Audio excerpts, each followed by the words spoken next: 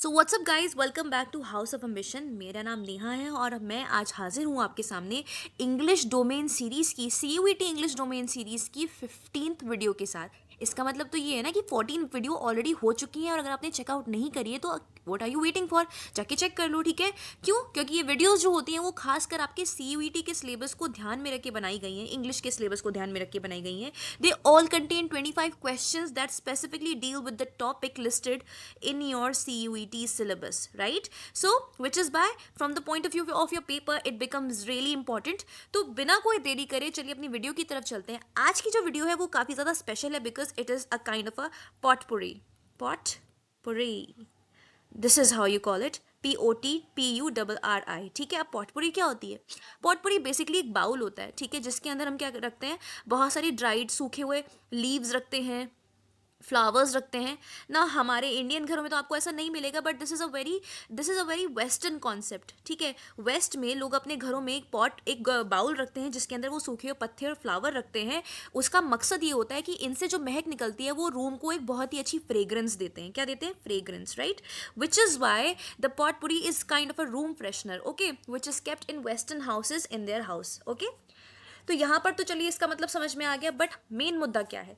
Main मुद्दा तो ये है कि आज की जो वीडियो वो एक पॉटपुरी है। पॉटपुरी कहने का मतलब इसके अंदर बहुत सारे फ्लावर्स हैं, लीव्स हैं, ठीक है, मतलब एक मिक्सचर है किसका?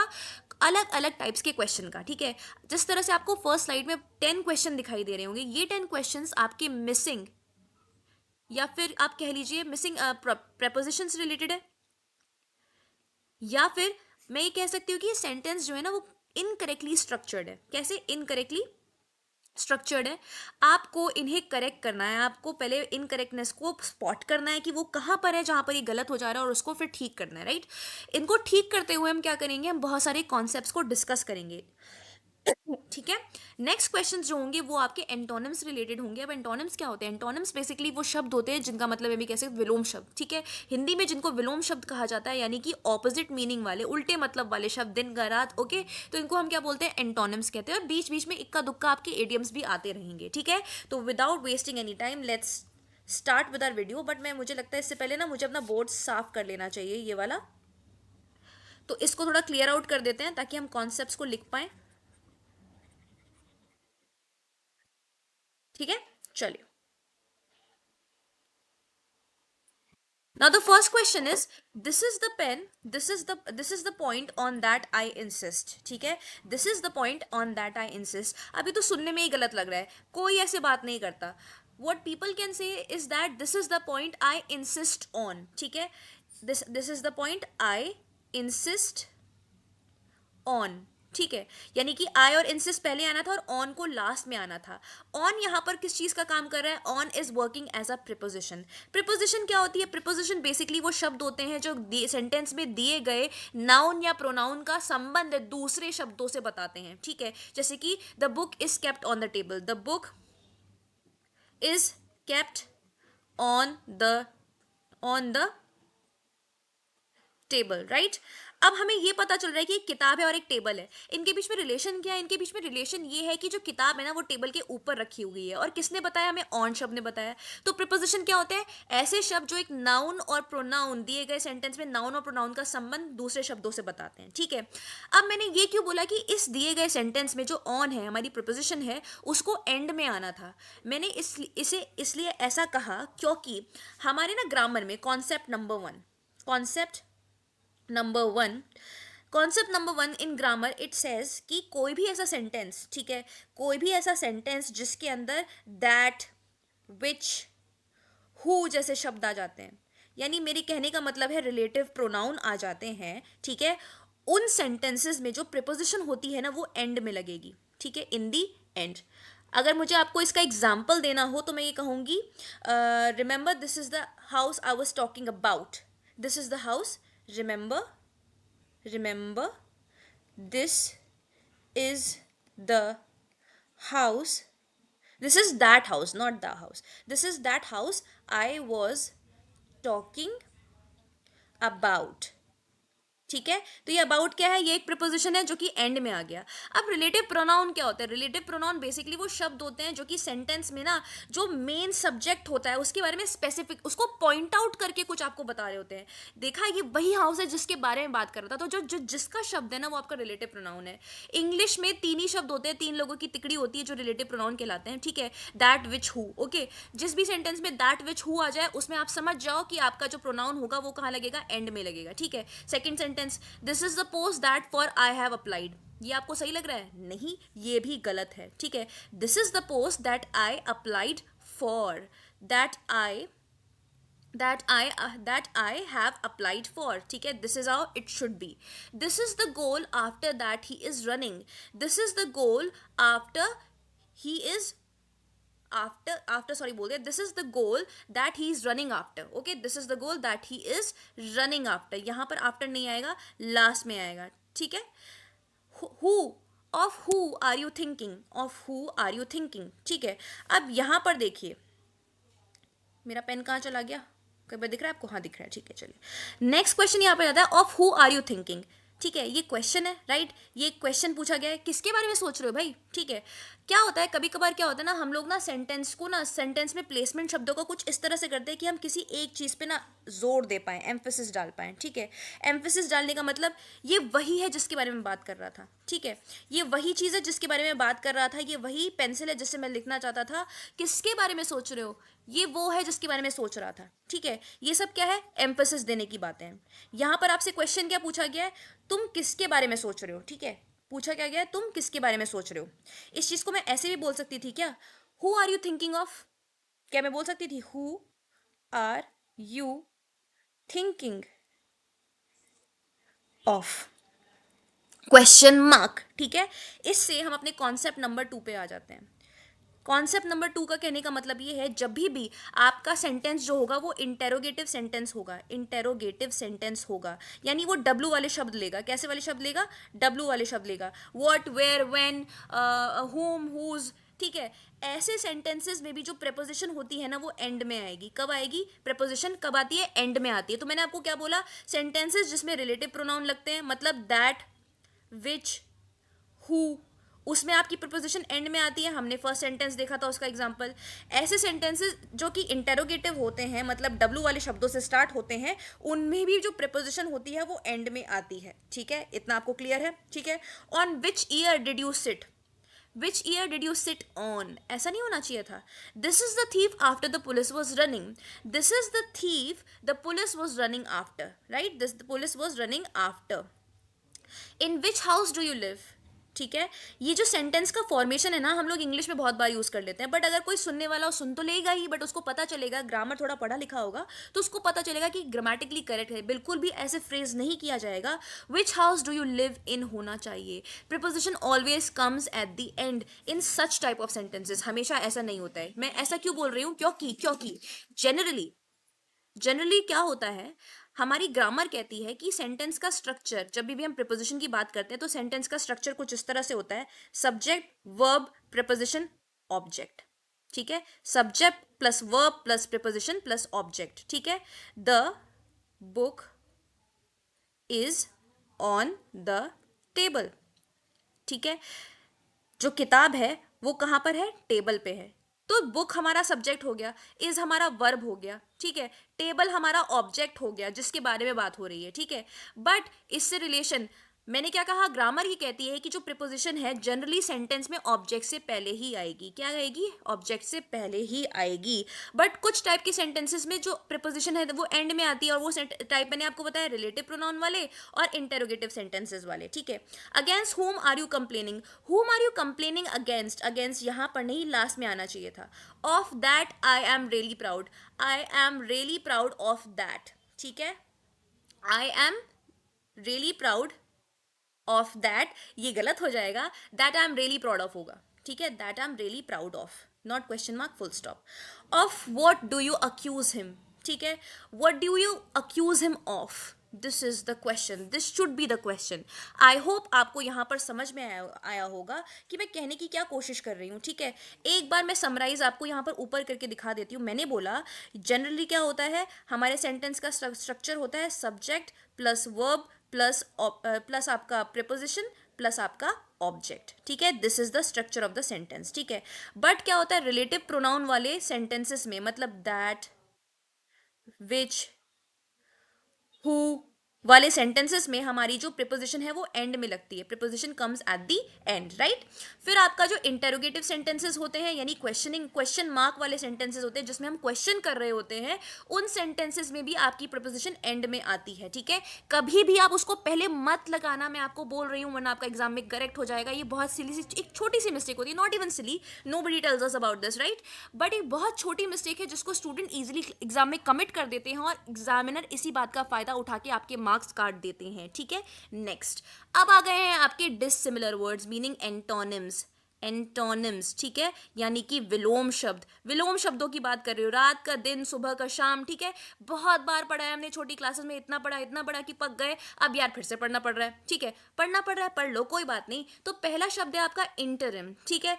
बहुत बार अगर आप पॉल साइंस का कोई स्टूडेंट मुझे सुन रहा होगा, क्या सुन रहे हैं सब लोग, give a shout out in the comment section. अगर पॉल साइंस के स्टूडेंट सुन रहे होंगे तो उनने बहुत बार ये वर्ड सुना होगा, इंटरिम गवर्नमेंट, ठीक है। इंटरिम गवर्नमेंट क्या होती है, ये वो गवर्नमेंट थी जब हमारे ब्रिटिश सरकार का राज खत्म हो गया और नए सरकार को आने में भी टाइम था, तो बीच में जिस गवर्नमेंट ने हम पे राज किया था ना, उसको हम इंटरिम गवर्नमेंट कहते हैं। यानी कि मेन एक्टिविटी वन और दूसरी एक्टिविटी के स्टार्ट के बीच में जो छोटा सा इंटरवल आता है ना, इंटरवल, उसको हम इंटरिम कहते हैं। मतलब interval equals to interim. Interim का मतलब क्या होता है, इंटरवल, ठीक है। अब इसका ऑपोजिट शब्द क्या होगा, टेम्पररी, इंटीरियर, परमानेंट या फिर कंटिन्यूअस, ठीक है। आप बताइए इसका क्या होना चाहिए। इंटरिम का मतलब होता है इंटरवल, ठीक है, मतलब बीच का समय, ओके। तो इसका टेम्पररी होना चाहिए, इंटीरियर होना चाहिए, परमानेंट होना चाहिए या फिर कंटिन्यूअस होना चाहिए, ठीक है। इसका ऑपोजिट हो जाएगा आपका परमानेंट, ठीक है।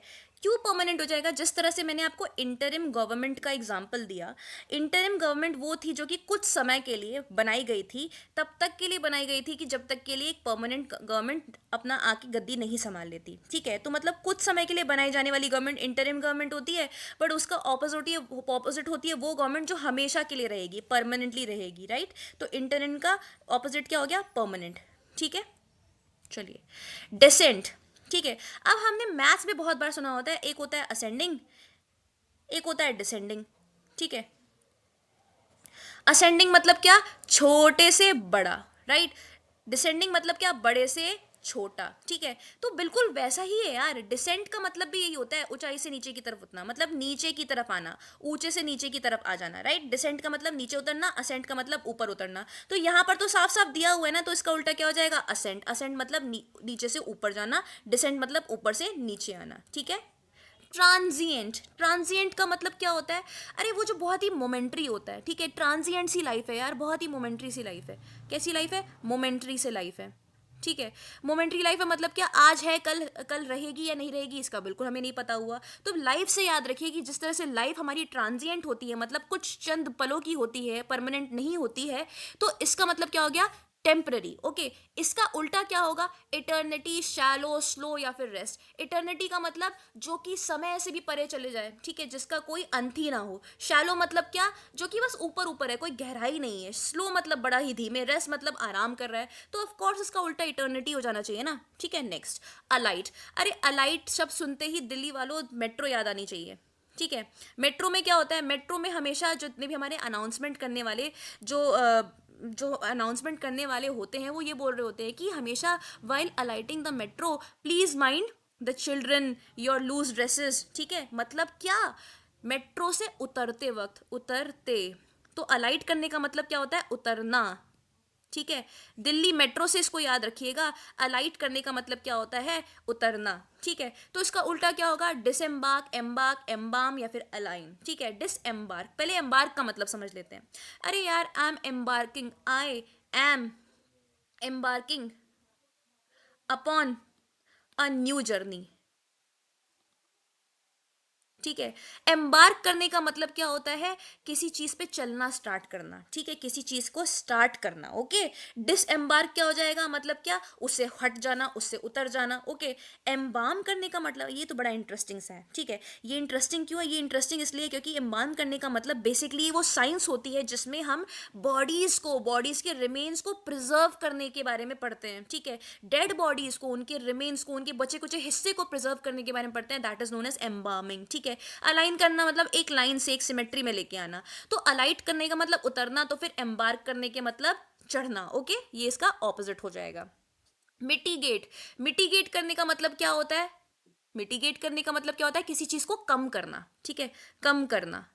Mitigate the harm, mitigate the dangerous dangerous implication, mitigate the repercussion, ठीक है। इन सब का मतलब क्या, हार्म को कम कर दिया जाए, डेंजरस सिचुएशन को कम कर दिया जाए, तो कम करना, ठीक है, लेसन डाउन द अमाउंट। अपीस करने का मतलब क्या होता है, किसी चीज का किसी लोग कुछ लोगों का गुस्सा शांत करना और उनको ना बेसिकली उनका मूड अच्छा करने की कोशिश करना। अगर गवर्नमेंट लोगों को अपीस करने की कोशिश कर रही है तो वो गवर्नमेंट ना लोगों की डिमांड को मान रही है ताकि कंट्री में वॉर ना हो जाए, ठीक है। एनहांस करना मतलब किसी चीज को और अच्छा बना देना। एले करने का मतलब क्या होता है, बेसिकली एले एले करने का मतलब होता है किसी चीज को कम स्ट्रांग बना देना, किसी चीज को कम स्ट्रांग बना देना, ठीक है, स्ट्रांग बना देना। राइट। रिलीफ का मतलब क्या होता है, रिलीफ का मतलब किसी चीज से राहत पाना, ठीक है। अब मिटिगेट का करने का मतलब क्या हो रहा है, कम करना। तो इसका उल्टा क्या होगा, ऑफ कोर्स ना उसको एनहांस कर देना। अगर मैं ये बोलती हूँ मिटिगेट द डेंजर्स, तो मेरा उल्टा जो बोलना चाहेगा, मेरे सामने खड़े होकर मेरा मजाक उड़ाना चाहेगा, तो वो बोलेगा enhance the danger, right. Next, profuse. Profuse का मतलब होता है, अरे यार द गाजर का हलवा वॉज ना प्रोफ्यूजली मिक्स विद स्वीट्स, ठीक है, वॉज प्रोफ्यूजली स्वीटेंड मतलब क्या, उसके अंदर भर भर के मीठा पड़ा हुआ था, राइट। तो किसी चीज के अंदर बहुत ही ज्यादा भर के किसी चीज के अमाउंट को हम प्रोफ्यूज कहते हैं, मतलब बहुत, अ लार्ज अमाउंट ऑफ, ठीक है। तो प्रोफ्यूज का मतलब जब लार्ज अमाउंट होता है, तो स्पार्स का मतलब क्या होता होगा, स्पार्स का मतलब ज्योग्राफी वालों बहुत बार सुना होगा, अ स्पार्सली पॉपुलेटेड प्लेस, अ स्पार्सली पॉपुलेटेड प्लेस मतलब क्या, बहुत कम लोग रहते हैं यहाँ पर, ठीक है, बहुत कम लोग रहते हैं। माइजरली मतलब क्या, बड़ी कंजूसी से, बहुत कंजूसी से। इमॉडरेट, ठीक है, मॉडरेट मतलब क्या, जो कम ना ज्यादा, इमॉडरेट मतलब जो एक्सट्रीम्स में बातें करता हो। और ब्रीफ मतलब बहुत ही छोटे समय के लिए, ब्रीफ मतलब बहुत छोटे समय के लिए। तो प्रोफ्यूज का मतलब जहां पर बहुत ज्यादा है, तो स्पार्स का मतलब क्या, वहां पर बहुत कम है, तो इसका उल्टा क्या हो गया, sparsely. Okay. Next, traditional. Tradition मतलब क्या, वही हमारे पुराने रीति रिवाज जो सालों सालों से हमारे साथ चलते आ रहे हैं और हमारी वे ऑफ लाइफ को एक तरह से डिफाइन करते हैं। तो अवंगार्ड का मतलब क्या होता है, अवंगार्ड का मतलब होता है बेसिकली ये एक मूवमेंट था जो 20वीं सदी की शुरुआत में आया था, ठीक है। ये मूवमेंट कहता था कि कुछ ऐसा आर्ट क्रिएट किया जाए जो कि एकदम ही नया हो, ठीक है, जो कि पुरानी चीजों से बिल्कुल ही ना मिलता हो, एक नया आइडिया, एक fresh idea, something radical, right, radically different. Okay. Present का मतलब जो अभी चल रहा है। अनयूजुअल, जो पहले की तरह की चीजों की नहीं है। अनयूजुअल मतलब क्या, जो ट्रेडिशनल चीजों की तरह नहीं है, राइट। और फ्रेश मतलब क्या, एकदम फ्रेश फ्रेश बनाया है, यानी अभी बनाया है। तो इसका उल्टा क्या होना चाहिए, मुझे पता है बहुत सारे लोग बोलेंगे अवंगार्ड। क्या आंसर अवंगार्ड है? आप मुझे बताओगे in the comment section question number 8 का आंसर। ओके। नेक्स्ट, स्क्वांडरिंग, ठीक है। Don't squander the money. Squander मतलब क्या, फिजूल खर्ची करना, फिजूल खर्ची करना, ठीक है, मतलब बेसिकली क्या, फिजूल खर्ची करना, बेफालतू में पैसे को बर्बाद करना। डिस्कार्ड मतलब किसी चीज को हट फेंक देना, नहीं यूज में यूज ना करना उसका। सेव करना मतलब क्या, चीजों की सेविंग करना। बोर्ड करने का मतलब क्या, बेसिकली एक सिस्टम को ज्वाइन कर लेना। अगर आप बोलते हो I am boarding the plane, आप प्लेन पे बैठ चुके हो। I am boarding in with the team मतलब मैं टीम के साथ जा रहा हूं, ठीक है। कलेक्ट करने का मतलब चीजों को कलेक्ट करना, इकट्ठा करना, राइट। तो स्क्वांडर का मतलब जहां पर क्या होता है, फिजूल खर्ची, उसी जगह इसका उल्टा क्या होना चाहिए, saving, right. Next, turbulent. Plane, जहाज, कभी कोई प्लेन में बैठा है? अगर कोई प्लेन में बैठा होगा तो उसको पता होगा, जो जितनी भी एयर हॉस्टेस होती हैं वो ये बोलती हैं कि if they in case of turbulence do not lose hope, please wear your oxygen mask, oxygen mask, right. Turbulence का मतलब क्या होता है, टर्बुलेंस का मतलब होता है अनइवन रास्ता, जहां पर आपका स्ट्रीमलाइन रास्ता होता है, यानी कि बड़ा स्मूथली चलने वाला रास्ता, वहां पर अनइवन रास्ता जहां पर उबड़ खाबड़ आ जाए उसको टर्बुलेंट कहते हैं। क्या बोलते हैं? टर्बुलेंट कहते हैं, ठीक है। और टर्बुलेंट के दौरान ही तो लोगों का दिमाग खराब होना स्टार्ट होता है, लोग घबराना स्टार्ट करते हैं, और घबराहट के टाइम पे तो तभी हम घबराते क्यों हैं? क्योंकि हमारे अंदर ऑक्सीजन की कमी पड़ने लगती है, राइट। इसलिए तो बोला जाता है कि ऑक्सीजन मास्क लगा ले, राइट। तो प्लेस फिर आता है प्लेसिड। प्लेसिड का मतलब बेसिकली, हम प्लेसिड ना एनिमल्स को कहते हैं, ऐसे एनिमल्स जिनको एक्साइट करना या फिर बहुत ही दुखी करना बहुत ही मुश्किल हो, उनको प्लेसिड एनिमल कहा जाता है, जिनको जल्दी से एक्साइट नहीं किया जा सकता, राइट। कॉशियस, बच बच के चलने वाला, डेलिब्रेट, इंटेंशनली, ओबीडियंट। ओबीडियंट का मतलब बात मानने वाला। तो टर्बुलेंट का उल्टा क्या होगा? ठीक है, मैं आपको ना थोड़ा सा टाइम देती हूँ, ओके। आप मुझे बताइए टर्बुलेंट का उल्टा क्या होना चाहिए? ओके, टाइम खत्म। टाइम इस मतलब बेसिकली टर्बुलेंट का मतलब होता है प्लेसिड, ठीक है। मतलब जिसको जल्दी से एक्साइट ना किया जा सके, बड़ा प्लेनली चल रहा है, बहुत ही प्लेनली चले जा रहा है, ना ऊपर ना नीचे। ये वेव्स आपको कभी देखने को नहीं मिलेंगी, ठीक है। Next, in A salaried days he was quite dandy, ठीक है। अपने सैलिड डेज के दौरान बड़ा खूबसूरत दिखता था वो, ठीक है, बड़ा अट्रैक्टिव दिखता था। डैंडी का मतलब क्या होता है? अट्रैक्टिव। जल्दी से मुझे बता दीजिए कि सैलिड डेज का मतलब क्या होता है। जब मैंने पहली बार ये क्वेश्चन करवाया था तब भी मैंने ये बोला था कि हम अपनी अपनी लाइफ के किसी पर्टिकुलर पीरियड को ना सैलिड डेज कहते हैं, ठीक है। उनको सैलिड डेज इसलिए कहा जाता है क्योंकि जिस तरह से सैलिड में बहुत सारी चीज़ों का मिक्सचर होता है, you have fruits, you have vegetables, you have cheese, you have olive oil, right, you have different seasonings, ठीक है, बहुत सारी सीजनिंग्स होती है, राइट। उसी तरह से हमारे लाइफ के उस फेज में भी बहुत सारे इमोशंस का हम पे आक्रमण होता है, अटैक होता है, राइट। ये कौन सा फेज है? इसे अडोलेसेंस कहते हैं। Salad days basically is adolescence, ठीक है। नेक्स्ट, कार्नल, ठीक है। Me and my carnal needs. Carnal is something that is related to body, ठीक है, और बॉडीली नीड्स। अब बॉडीली नीड्स तो बहुत सारी हो सकती है, राइट। तो carnal is something that is related to body, body की नीड्स पूरी करनी है मुझे यार, कुछ भी करके, ठीक है। इसका उल्टा क्या होगा? सिविलाइज, स्पिरिचुअल, ब्रेव, या फिर फ्रेंडली। अब जहां मैं कार्नल से बॉडी का मतलब मान रही हूं, तो कुछ बॉडी का उल्टा भी तो होता है ना। बॉडी का उल्टा क्या होता है? माइंड, यानी कि अंदर की बातें, यानी कि spiritual, okay. This is the opposite of it. Next, equilibrium. Science वालों, देखा, तीनों को बुला लिया, ठीक है। जहां पर इक्विलिब्रियम का मतलब होता है बैलेंस्ड, ठीक है, ना इस तरफ झुका हुआ ना उस तरफ झुका, बेसिकली बीच में चल रहा है, उसे बैलेंस कहेंगे। इसका उल्टा क्या होगा? दिख गया भाई सामने, इम्बैलेंस, ठीक है। नेक्स्ट, सुपरफ्लुअस, ठीक है। दैट न्यूज़पेपर इज सुपरफ्लुअस, हर ऐसे इज सुपरफ्लुअस, ठीक है। her way of speaking is superfluous, ठीक है। You don't need to be very superfluous, you could have just said the things in simple terms, in simple languages and little less words, ठीक है। इतना सब कुछ कहने का मतलब ये है कि superfluous मतलब ज़रूरत से ज़्यादा शब्दों का यूज़ कर देना, एक्सेस, ठीक है। एक लिमिट से ज़्यादा किसी चीज़ का, राइट। तो एक्सेस का उल्टा क्या होगा? Essential, assess, unwanted, necessary. Of course necessary ना। टू फेदर वंस नेस्ट, अपने ही घोंसले पे फेदर लगाना मतलब पंखों को लगाना, मतलब क्या? अपने ही बारे में, अपनी ही नीड्स को पूरा करना, मतलब क्या होता है? Basically to enrich oneself when opportunity comes, ठीक है। जब भी मौका मिलेगा आप अपने लिए काम करना जानते हो, this is known as to feathers one's nest, ठीक है। अपने ही घोंसले पे पंख लगाना, ठीक है, अपने ही घोंसले को हाईटेक बना कि एक दिन मेरा घोंसला ही उड़ने लगेगा, ठीक है। यानी आपको अपॉर्चुनिटीज का मतलब फ़ायदा उठाना आता है। So this was it, this was how the video came to an end, right. I hope कि आपको बहुत सारी बातें समझ में आई होगी। आई होप को आपको प्रपोजिशन का कुछ कॉन्सेप्ट भी समझ में आया होगा, बहुत सारे नए शब्द लर्न करने का मौका मिला होगा।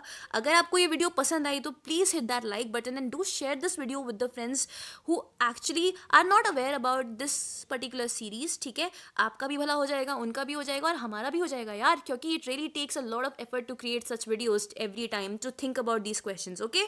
तो प्लीज अप्रिशिएट दिस एंड अगर आपको कोई डाउट है then you can ask, always ask in the comment section. All the best for your CUET exam, bye bye.